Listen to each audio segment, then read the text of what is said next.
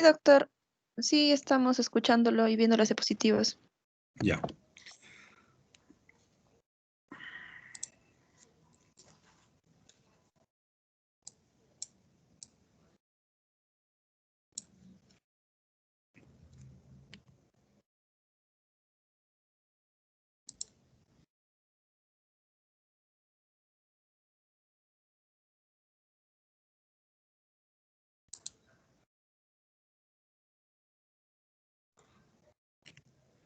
Bien, entonces, en primer lugar, referimos a unos aspectos básicos de lo que es infertilidad. Eh, Según la OMS, define a salud sexual y reproductiva como una condición de bienestar físico, mental y social en los aspectos relativos al sistema reproductivo, en todas las etapas de la vida. De esta manera implica que las personas pueden tener una vida sexual satisfactoria y segura, que tengan la capacidad de tener hijos y tener la libertad de decir cuándo y si quieren tenerlos, cuántos y en qué frecuencia. Mi amor, O sea, vamos a equipar, como te llevo, vas a sufrir mucho. ¿puedes apagar el micrófono, por favor, la persona que está hablando?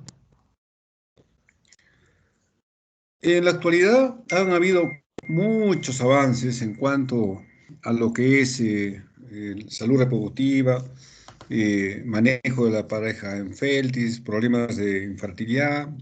Hay muchos avances y también asimismo, paralelamente a esto, han aparecido tecnología punta en el sentido de que permite resolver los problemas de infertilidad de las pacientes que por una razón no consiguen un embarazo. Actualmente el manejo es práctico, es eficiente y humano. Entonces, se hace más individualizado con técnicas de diagnóstico y técnicas de tratamiento, que a veces se logra cumplir o satisfacer las necesidades que tiene la pareja. Ahora, el diagnóstico y tratamiento ameritan decisiones basadas en evidencias científicas y sólidas, porque estos pacientes vienen de médico en médico, de hospital en hospital, de lugar en lugar. Son pacientes que tratan de conseguir una ayuda, no consiguen, se van a otro lugar o otro profesional. De modo que se debe considerar esta situación, este tipo de pacientes, a fin, como digo, de tener un manejo práctico, eficiente y humano de estos pacientes. ¿Y qué es infertilidad? Según la Sociedad Americana de Medicina Reproductiva, define la infertilidad como una enfermedad del sistema reproductivo. Fíjese, es una enfermedad del sistema reproductor. Entonces, definida como la incapacidad de lograr un embarazo clínico después de tener relaciones sexuales durante 12 meses en mujeres menores de 35 años. Pero en mujeres más de 35 años no cumple ese criterio, por tanto, se considera 6 meses. O sea, si en un periodo de 6 meses que tengan relaciones sexuales sin lograr un embarazo y sin usar ningún método de planificación familiar, entonces tiene que empezarse a hacer los estudios por infertilidad. La prevalencia alcanza un 10 al 15% de la población, de las parejas de la población en edad reproductiva.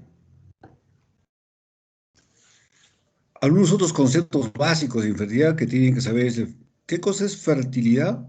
Fertilidad viene a ser la capacidad de concebir en un lapso definido. Eso es fertilidad.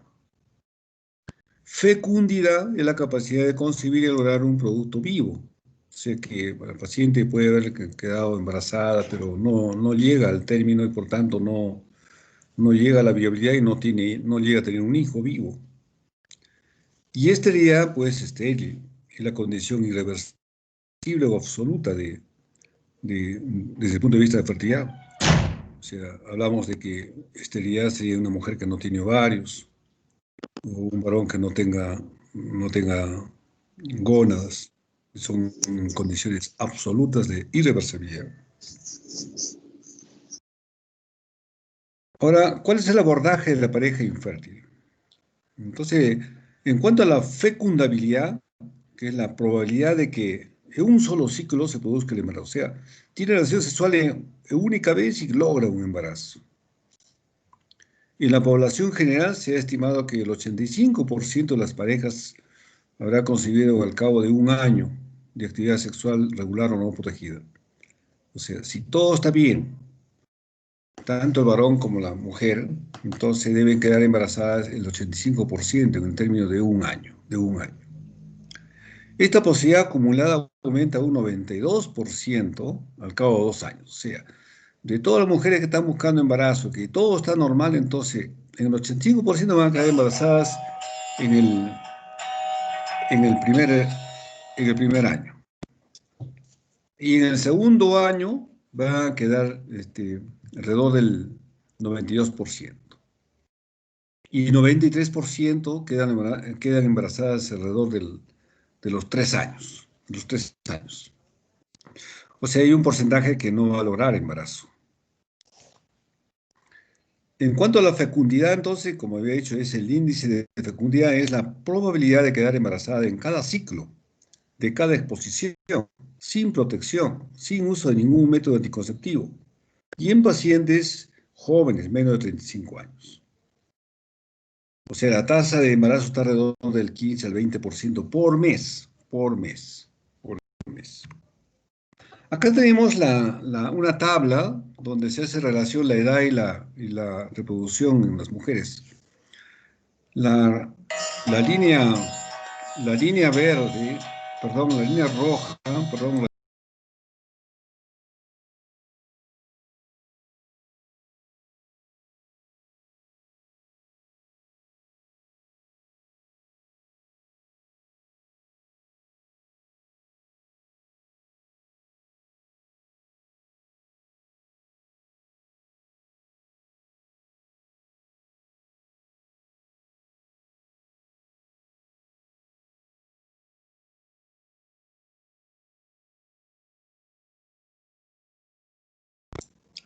entonces vemos, en cuanto al porcentaje de la fertilidad máxima, entonces en pacientes jóvenes, fíjense, pues alta posibilidad.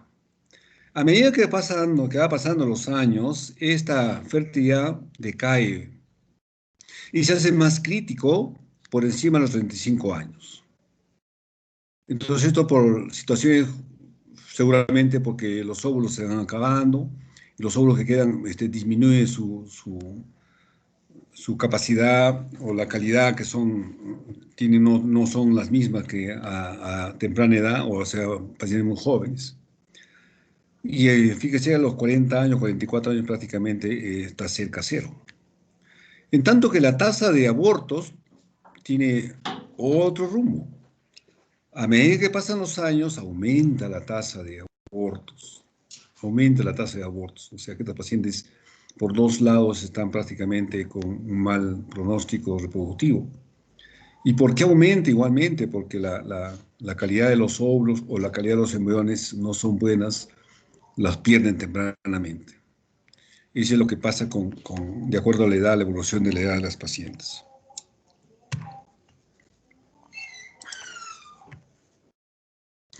Ahora, ¿cuáles son los objetivos en el abordaje de la pareja infértil?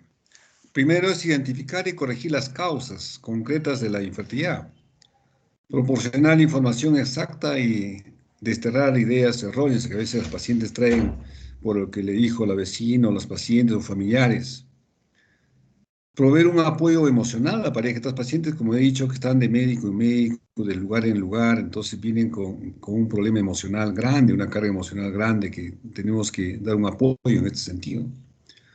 La orientación y mostrar alternativas, es decir, siempre hay una alternativa de solución. Hay pacientes que están 3, 5, 20, 15, hasta 20 años buscando un embarazo. Van de lugar en lugar, entonces hay que darles. Ahora siempre hay alguna alternativa de solución.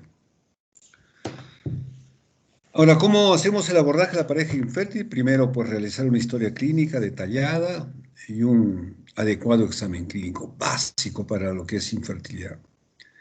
Desde el inicio, establecer una adecuada relación médico-paciente, hacer debe haber un fluido adecuado, siempre manteniendo respeto a la paciente. Eh, la paciente siempre debe estar acompañada de su ser querido, pues su esposo o su pareja. Y debemos nosotros proporcionar información pertinente respecto a la técnica de reproducción médica. Entonces, tenemos que darle alguna esperanza a estas pacientes y dedicar tiempo a resolver dudas y preguntas. Pacientes vienen con una carga, hasta vienen con un cuestionario escrito, entonces tenemos que darnos tiempo. La consulta de infertilidad demora un poco más, no es igual que cualquier otra consulta de ginecología. Procurar a la paciente estar en un ambiente con calidad de la atención y satisfacción del trato recibido. El paciente se tiene que tener todas las seguridades para que dé y ofrecer toda la confianza y, y sobre todo seguridad que tenga la paciente, que ella viene por un problema y tenemos que nosotros resolver ayudarla de alguna manera. En la anamnesis tengo que considerar la enfermedad actual, cuánto tiempo está con un problema de no lograr un embarazo, qué molestias tiene, cuál es su historia menstrual, cuál es su historia obstétrica, ha tenido partos, ha tenido abortos, ha tenido una gestación y cuántos hijos tiene. Y si ha tenido hijos, si es que ha tenido complicaciones durante el parto, durante el embarazo, ha podido tener complicaciones. ¿Y cómo es su menstruación? ¿Cuál es en cuanto a la cantidad, la frecuencia, la periodicidad? ¿Y cuándo empezó a tener la menarquia? O a veces son perimenopáusicas. Ver cómo está el ciclo, si aún son regulares o ya tienen una variación en cuanto a la frecuencia, etc. Datos que nos van a ayudar a tener el pronóstico de la reserva ovárica y de la calidad de estos óvulos y del pronóstico reproductivo que tienen los pacientes. Asimismo, tenemos que investigar cuál es el factor coital, el número de relaciones sexuales, cuántas relaciones sexuales, hay parejas que el esposo trabaja en una mina, se aparece cada 3 meses y justo aparece cuando los días son no fértiles. Entonces, todas esas cosas tenemos que interrogar y tener claro para dar el tratamiento. Y si es que hay disfunciones sexuales. Entonces, ¿cuánto tiempo está con el proveedor y qué tratamiento ha recibido? Si ha recibido tratamientos previos, qué tipo, si son estimulaciones ováricas, coito programado, coito dirigido, inseminaciones, o se ha hecho fertilizaciones asistidas. Todo este historial tenemos que conocerla para no estar repitiendo el protocolo. Investigar así mismo si es alérgica a algún medicamento o está tomando algún medicamento y la paciente en qué trabaja, si es que su ocupación también interfiere con la calidad de sus óvulos, con el ciclo menstrual, qué operaciones ha tenido, si es que ha habido operaciones, por qué razones. No se olviden que la miomectomía es una operación que más adherencias van. Y las adherencias son causas de infertilidad, a veces hay obstrucción, acodamiento, distorsión de la anatomía que dificultan la progresión del óvulo o del óvulo fecundado. Antecedentes familiares, si hay retardo mental, efectos congénitos, si es que la paciente, su mamá ha presentado una menopausia prematura, es posible también que la paciente lo presente, que puede ser dato, es importante conocer este detalle. En cuanto al examen físico de una paciente por infertilidad, nunca debe pasar lo que es el índice de masa corporal para ver cómo está el ciclo genital. Tenemos que saber el peso y talla del paciente. Palpación siempre de la glándula tiroidea, porque su disfunción tiroidea relaciona directamente con la ovulación. Si hay secreciones mamarias, igual, si hay secreciones mamarias, estaría relacionada con la prolactina, que nos interfiere la parte de reproducción, como habíamos dicho en la primera clase. Si hay excesos de andrógenos, eso lo investigamos en un examen físico, si hay aumento de peso, hipertricosis, etc. Anomalías vaginales o cérvico-uterinas, vemos el examen ginecológico, vemos si es que hay alguna anormalidad. Y si hay secreciones vaginales que pueda estar complicando o explicando por el hecho por el cual no queda embarazada. Tumoraciones palpables, hipertrofia o masa pélvica o abdomen que igualmente que distorsionen la anatomía de los órganos pélvicos que puedan tener una repercusión estructural o anatómica sobre la fertilidad de estos pacientes. Ahora, ¿qué exámenes solicitamos? Una vez que hemos hecho la anamnesis, hemos examinado a la paciente, tenemos ya una impresión diagnóstica, entonces tenemos que solicitar unos exámenes que nos ayuden a precisar nuestra impresión diagnóstica y llegar a un diagnóstico definitivo. Tenemos que hacer una ecografía transvaginal en todos los casos. En todos los casos. Tenemos que ver cómo está la anatomía de los genitales internos, cómo está el endometrio, si está distorsionado por una tumoración, el útero, cómo es, si tiene alguna alteración anatómica, los ovarios igualmente, etc. Eso se ve por una ecografía. Y la ecografía debe ser hecha. La ecografía basal, ¿para qué? Para realizar el conteo de folículos centrales y para después hacer el monitoreo folicular. El conteo de folículos centrales se hace en el día 3 de la menstruación. Contar cuántos folículos están programados para ese ciclo. Entonces, ¿y cuántos de estos pueden llegar con una estimulación ovárica a madurarlos o en qué condiciones? Realizar el perfil hormonal, igual el dosaje de FSH, LH, estradiol se realiza siempre en el día 3 del ciclo menstrual. Y si queremos ver si la paciente ha ovulado, entonces dosamos la progesterona en el día 21-22 del ciclo, veremos que si está elevada, entonces ya tenemos idea de que sí ha ovulado la paciente. En tanto que la hemoglobina, hematocrito, grupo, hemoglobina, glucosa, creatina, examen de orina, HIV, BRL, hepatitis B y C, clamidia y ahora prueba rápida de COVID siempre se hace al empezar. Estos estudios se hacen cualquier día del ciclo, no tienen relación con la menstruación. Clamidia igualmente, hacer IgG, IgM de clamidia. La histerosalpingografía es el estudio radiológico, como hemos dicho en la primera clase, es un procedimiento que nos va a permitir hacer el diagnóstico de la permeabilidad tubaria y para ver su relación con los ovarios y para ver si hay alguna obstrucción de las trompas. Esto debe ser realizado en el 8º o 12º día del ciclo. La histerosonografía, después del 5º día, se introduce un poco de suero fisiológico, como hemos contado también en la primera clase, un método de diagnóstico que nos va a tener una idea clara de la evaluación del endometrio. Espermatograma y el espermocultivo, entonces se repite, por lo menos tener 2 controles, uno de hecho cada 2 meses, para ver si hubiera una alteración en el primer espermatograma. Lo mismo, apague su micrófono, por favor, de alguien que está hablando. Por favor, le pido que apaguen su micrófono. Entonces, este es el esquema, lo mismo que hemos hablado, los días que se puede pedir los exámenes básicos en cualquier día del ciclo. Igual el examen ginecológico también se puede hacer en cualquier día del ciclo, tomar unas pruebas con el Papá Nicolau igual.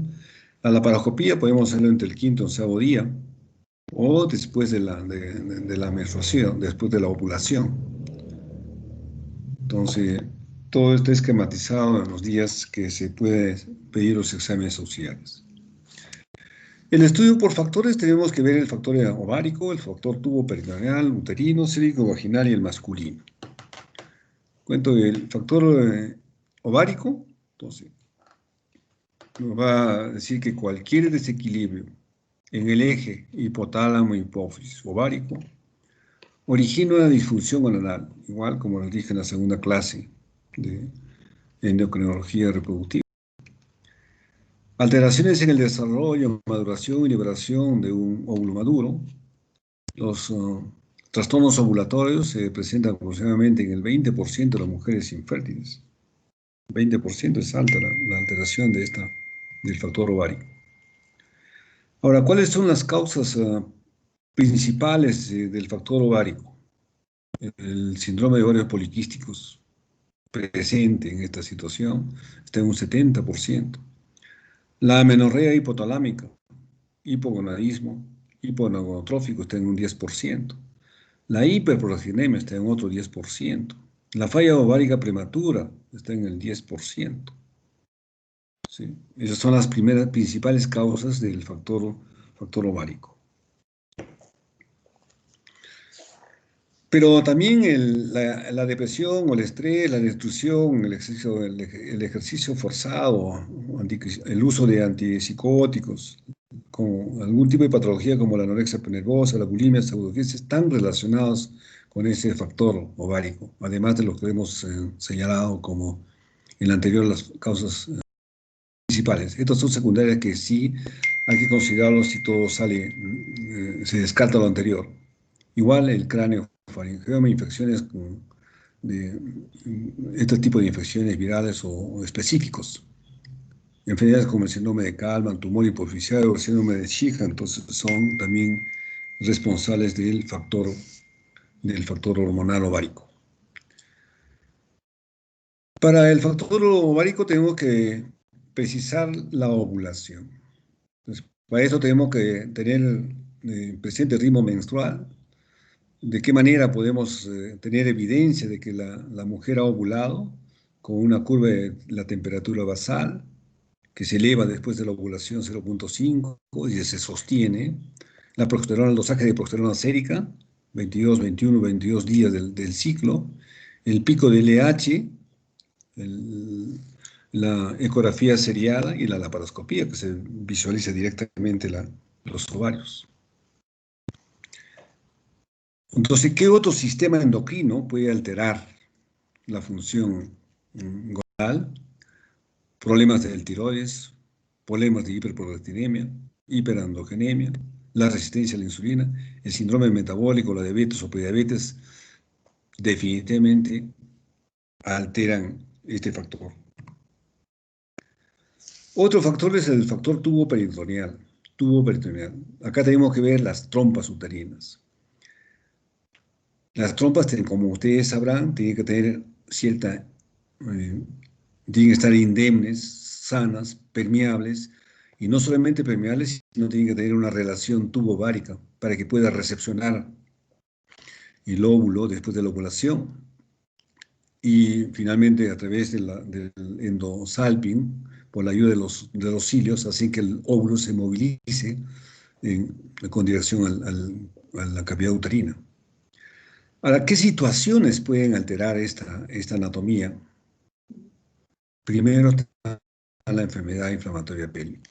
Y cuanto más episodios de enfermedad inflamatoria pélvica tenga la paciente, mayor serán las complicaciones que pudiera sufrir sobre este factor. Las cirugías previas o complicadas, igualmente hay adherencias, acodamientos que dificultan la progresión normal del óvulo, que puede tener un embarazo ectópico o simplemente no pase de espermatozoide. Las anomalías congénitas son otros factores que hay que considerar en este factor tubo-peritoneal, la presencia de tumores. ¿Y cómo evaluamos este factor tubo-peritoneal? Con la histerosalpingografía. También les hemos referido en la primera clase de semiología este método radiológico. Se introduce una solución de contraste a través del cérvix, se toman las placas, vemos cómo está la cavidad endometrial, si hay un relleno homogéneo o hay defectos de llenado, y cómo se distiende a través de las trompas uterinas, si están cefalizadas o están con una relación fimovárica. La faloscopía también se puede observar por la paroscopía, a través de las fibras se introduce un catéter, o la laparoscopía. Son situaciones que nos permiten evaluar las trompas uterinas. Este es un estudio, una laparoscopía, donde vemos claramente un foco endometriósico, adherencias. Endometriosis es una causa importante de infertilidad. La endometriosis, no se olviden, es una enfermedad inflamatoria, pélvica, crónica, progresiva, que ensombrece seriamente la fertilidad de la paciente. Tenemos otros, acá estamos viendo las adherencias distorsionan la integridad de las trompas uterinas. El factor uterino. Ahora también tenemos que evaluar el factor uterino. ¿Cómo puede estar alterado el factor uterino? Por malformaciones congénitas, distorsiones anatómicas, tumoraciones, adherencias. O sea, tumores que puedan comprometer, miomas por ejemplo, si vemos acá que la paciente tuviera un mioma en la pared uterina, que pueda comprometer el endometrio, es un factor uterino. O que el útero tenga alguna alteración, útero de Delfo, bicornio, unicornio, etc., constituye un factor uterino. ¿Y cómo hacemos el diagnóstico? La ecografía. Este es un estudio ecográfico, fíjense, este es un endometrio precioso, preovulatorio, trilaminar. Es el mejor momento donde se puede implantar el embrión. La histerosalpingografía, hemos visto, se introduce el líquido, la sustancia de contraste y se dibuja que hay una obstrucción, no pasa, se crea el contraste a ambos lados. Y además hay defectos de llenado dentro de la cavidad. Entonces, este es un método radiológico que nos permite tener presente este factor uterino. La histeroscopía es un procedimiento que se introduce por el cuello, se visualiza directamente y se trata también de los defectos del endometrio. La biopsia del endometrio, la laparoscopía con cromotubación, la histerosonografía, que es otro método ecográfico que nos permite evaluar el endometrio. Esta es una histerosalpingografía, fíjese que hay un defecto de llenado. Puede ser, ¿por qué? Por un mioma submucoso, puede ser un pólipo inmenso, o puede ser una sinequia. Y la histerosonografía es la introducción de suelo fisiológico dentro de la cavidad y nos permite ver la superficie endometrial. Claramente este es un endometrio sano. Defectos, fíjese acá tenemos un defecto del cuerpo uterino, dos semiúteros. La histerosalpingografía entonces nos permite evaluar la permeabilidad tubaria. Si las trompas están permeables o están obstruidas. En este caso está obstruida, fíjese, tercio proximal. Acá está obstruida en el tercio distal. Sí, problemas de salpingitis o adherencias. Nos permite además ver el canal cervical, la longitud del cuello uterino, la estenosis, incompetencia. A veces se sale toda la sustancia de contraste, estaríamos frente a una incompetencia ítmico-cervical. Presencia de doble cuello o doble útero. Y la cavidad endometrial, entonces úteros hipoplásticos, unicornios, dobles, arcuatos, septados con adherencias intrauterinas o desplazados y siguen por polimiomas. Todo esto nos permite hacer una evaluación, la histerosalpingografía.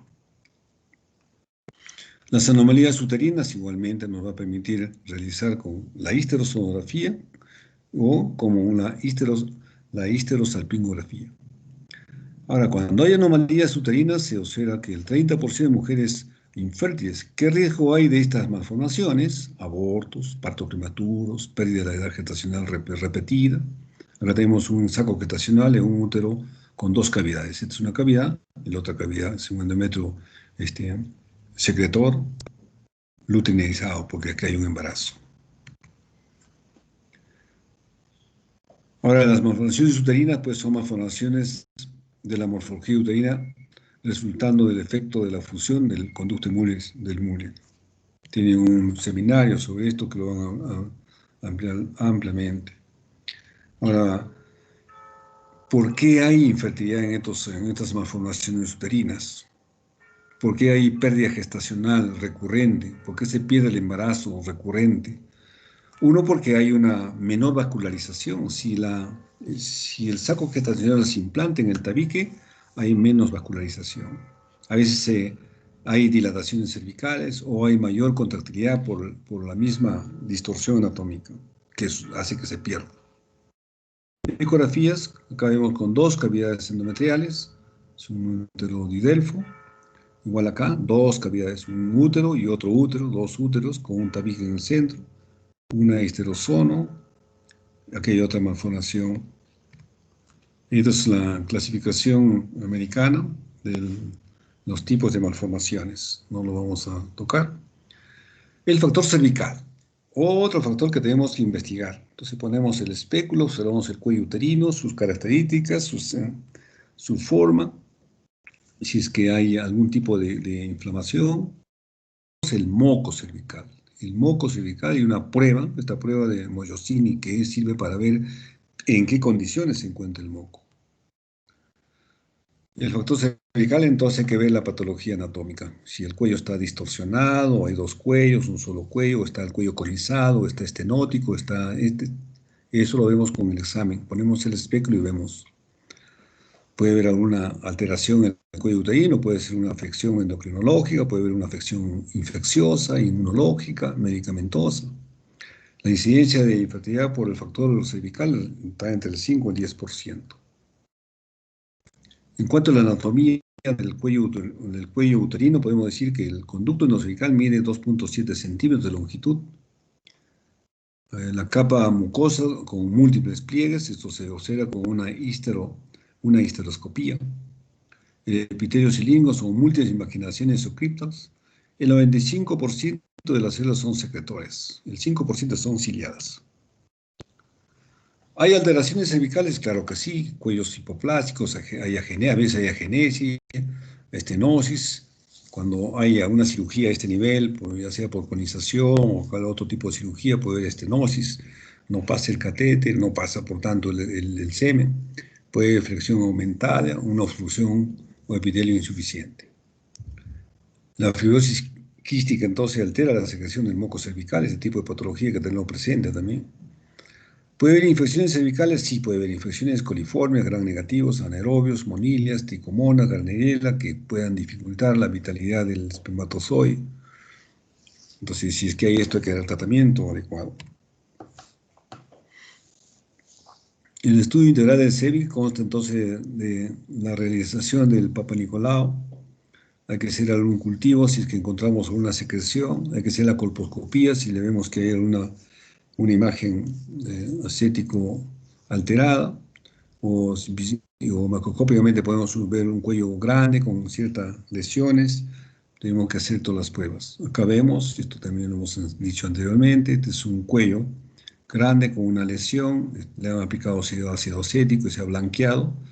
Entonces, esta es una lesión displásica. Y acá es una mayor, donde hay otras lesiones de mayor grado avanzado. La colposcopía no se dio en este caso. El factor masculino.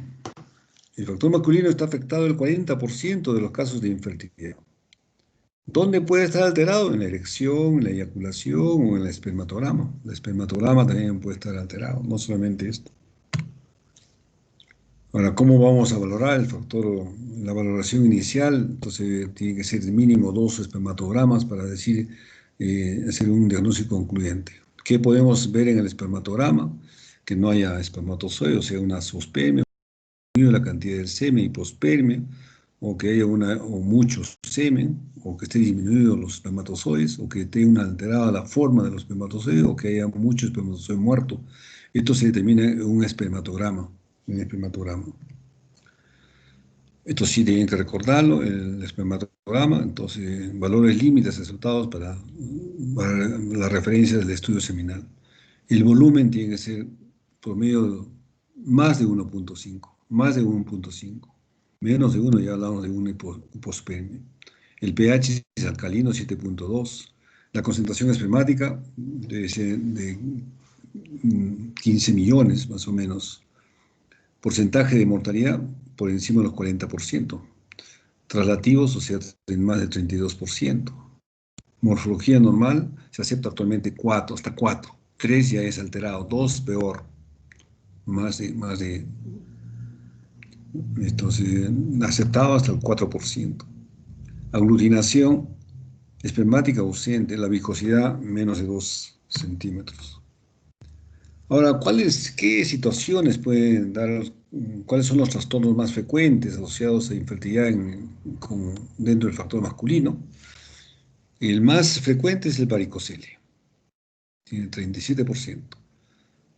Pero también hay infertilidad idiopática medio alta, 26%. Todo está bien, el espermatograma está normal, la morfología está normal, la concentración está normal, entonces tiene buena motilidad y no embaraza a la mujer.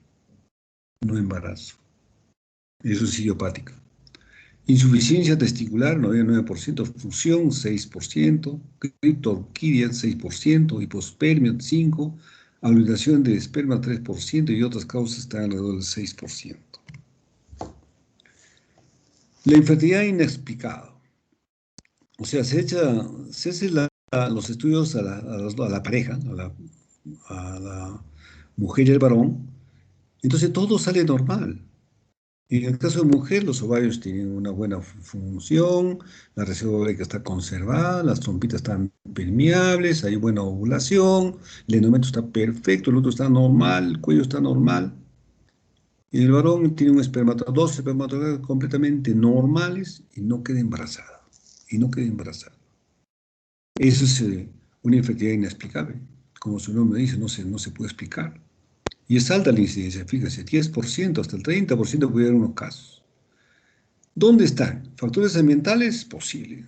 ¿Estilo de vida? Posible, no sabemos. Quizás está relacionado. El estrés, el sobrepeso, etc. La edad materna y duración de esterilidad puede ser en mujeres que están cerca a la menopausia, ¿no? Pero está todo considerando todos sus factores normales. Posibles causas, anormalidades anatómicas. Hay un criterio hay un estudio que se hizo cuando yo estaba en México. Todos los miomas pequeñitos que nosotros decimos, pacientes con útero, con miomas uterinos que no compromete el endometrio, pueden embarazarse sin necesidad de operarse. Pero si estas mujeres tienen miomas que no comprometen el endometrio, pero están cursando con una infertilidad inexplicable, hay que sacar a sus miomas.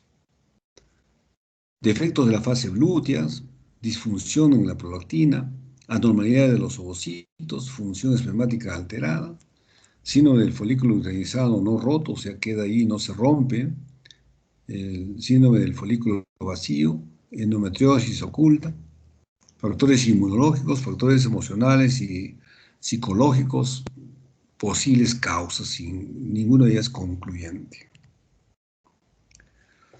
Ahora, ¿cuál es la estrategia frente a estas pacientes? Hay que inducir, hay que hacer un ciclo de estimulación ovárica controlada, hay que inducir la ovulación. ¿Qué medicamentos usamos? Podemos usar el citrato de clomifeno o el letrozol. Se usan unas pastillitas de letrozol o citrato de clomifeno, 2 pastillitas por día durante 5 días. Y se puede también usar menotropinas o FSH recombinante por 2 meses y recomendar. Puede ser coito programado, o sea, decir, señora, usted tiene que tener relaciones sexuales tales días para hacer la ovulación, o inseminación. Dos técnicas de reproducción existen entonces, la menotropina, con la FSH recombinante, más inseminación en 4 ciclos, se logra el embarazo. O puede ser la transferencia intratubaria de gametos, eso ya no se hace, se hacía antes. Y la fecundación in vitro, la transferencia de embriones, sí, es efectivo. Inyección espermática intracitoplasmática, en esos casos también se puede hacer. Algunas palabras sobre lo que es inseminación artificial. Inseminación artificial es el depósito del semen previamente capacitado dentro del útero el día que está produciéndose la ovulación. Entonces, previamente se estimula a la paciente, se hace un seguimiento y se hace el disparo, se pone un medicamento y a las 36 horas se va a producir la ovulación. Entonces, ahí es donde se hace el depósito del semen. Con una cánula se pasa y se deja el semen dentro del útero y otros van a ir por las trompas para lograr la fertilización del óvulo. ¿Y qué es la fertilización in vitro? Entonces, todo artificial, todo fuera del vientre de la madre. Entonces, a la mujer se le hace un programa de estimulación durante unos 9 días o 8 días. Al 9º día o 10º día se aspiran los óvulos con una aguja por vía vaginal. Estos óvulos o ovocitos se llevan al laboratorio. Con el semen de su esposo previamente capacitado se produce la fecundación en el laboratorio. A este huevo fertilizado se lo hace crecer, desarrollar. Entonces, primero el estadio de 2 células hasta que tenga más de 100 células, que es el blastocisto. En este estadio se hace la transferencia embrionaria. El embrión se deposita previamente preparado el endometrio, por supuesto, para que anide en el endometrio. El ICSI es la inyección de un espermatozoide. Cuando no tiene mucho espermatozoide varón, basta con 1 o 2, se inyecta en el óvulo y se produce la fecundación en el laboratorio. Muy bien, alumnos, eso es todo. ¿Alguna pregunta?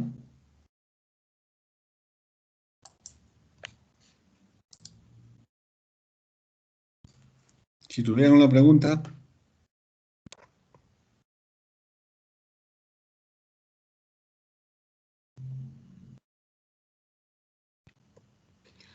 Bien, en este momento voy a llamar a la ingeniera a ver para que nos ayude en este problema que han tenido con los seminarios. Pero en cuanto a las notas, no se preocupen, las notas de los seminarios los tengo yo. Cada profesor me hace llegar sus notas. Las notas yo lo pongo justo en el momento que subo las notas.